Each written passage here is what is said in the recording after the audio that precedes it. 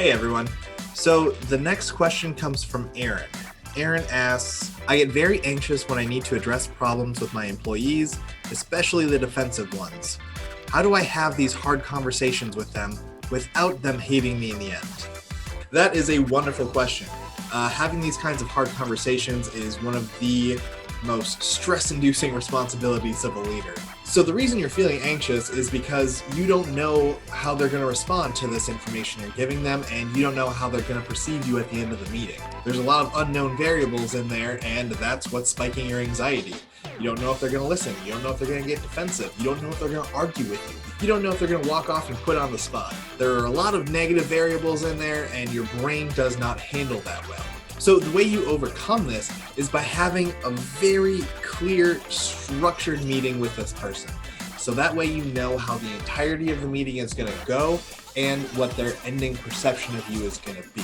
So I know we teach this in the Leadership 101 course, but just for a summary, a good, hard conversation should include a few parts. First, you need to let the person know that they belong, they have a spot on your team, and they should feel included.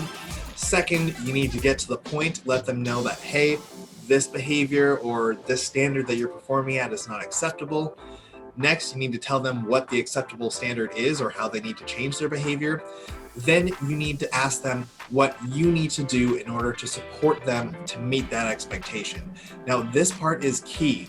You don't want them to leave that meeting feeling like you just threw a bunch of problems at them and they need to figure it out for themselves, otherwise they might be out of the job. You need to make sure that they know that even though this is a problem, you are there to support them. You are there to help them find solutions. You are there to guide them to that peak performance. So not only will they have your support, but the team support as well.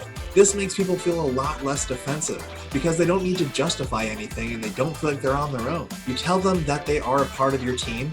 You tell them that this is in fact a problem, and you tell them that you're here to support them fix that problem. By being straightforward with them, they know that they can trust you because you're honest.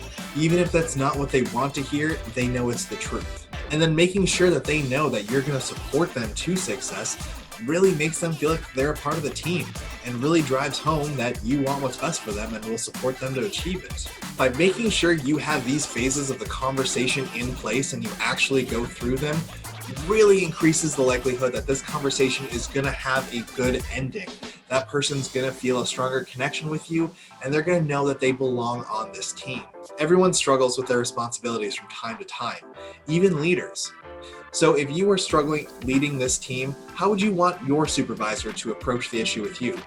Do you want them just to come and say, hey, you have problem A, B, and C, and you better fix it, otherwise you might lose your job? Or would you want them to just come and say, hey, I noticed that you're having a problem with A, B, and C. Let's figure out what's going on that's causing you to have that problem. And let's figure out what I can do to support you so you can meet the standards of the team and you can stay a member of the team. And finally, don't try to control the feelings and emotions of your employees. As a leader, the best thing you can do is let them feel their emotions, let them process their thoughts, and still be there to support them. But thank you so much for this question. It's a great one.